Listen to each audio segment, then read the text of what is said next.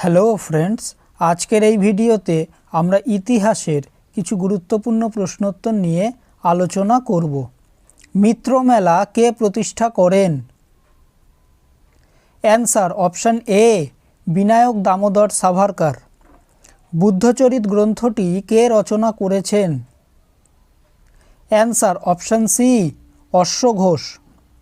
সিপাহী বিদ্রোহের সময় গভর্নর জেনারেল কে ছিলেন? Answer option A, Lord Canning. Amuktamalyada গ্রন্থটির রচয়িতা কে? Answer option B, Krishnadeva Raya. ভারতীয় বিপ্লববাদের জননী কাকে বলা হয়? Answer option A, Madame Bhikaji Rustomji Cama. Bande Mataram পত্রিকার সম্পাদক কে ছিলেন? Answer option D, Aurobindo Ghosh. Shrenika উপাধি কে গ্রহণ করেছিলেন? Answer option A, Bimbisara. Vasco da Gama কত সালে ভারতে আসেন?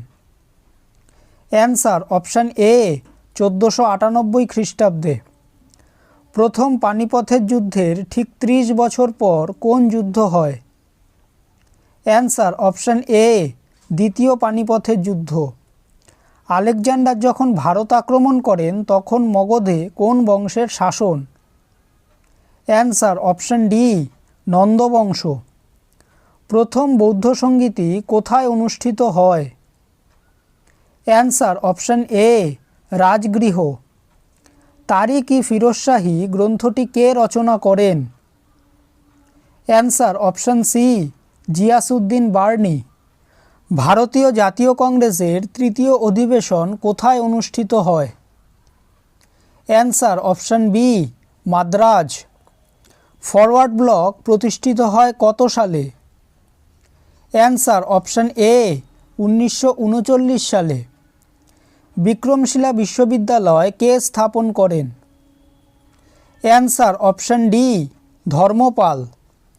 রেগুলেটিং অ্যাক্ট কত সালে প্রবর্তিত হয়? অ্যান্সার অপশান বি, 1773 সালে। ভারতীয় জাতীয় কংগ্রেস কর্তৃক প্রকাশিত প্রথম সাপ্তাহিকটির নাম কি? Answer option C, India. প্রাচীন আর্যদের সময় গ্রামের প্রধানকে কি বলা হতো? অ্যান্সার অপশান এ, গ্রামনি। হুন আক্রমণ প্রতিহত করে খ্যাতি লাভ করেন কোন গুপ্ত সম্রাট? Answer option B, Skandagupta. Mihirakula কে ছিলেন? অ্যান্সার অপশান এ, হুন নায়ক। কৌলিন্য প্রথা কে প্রবর্তন করেন? Answer option D, Ballal Sen. শকাব্দ শুরু হয় কত সালে? অ্যান্সার অপশান বি, 78 খ্রিস্টপূর্ব। আঙ্কর ভাট কে নির্মাণ করেছিলেন?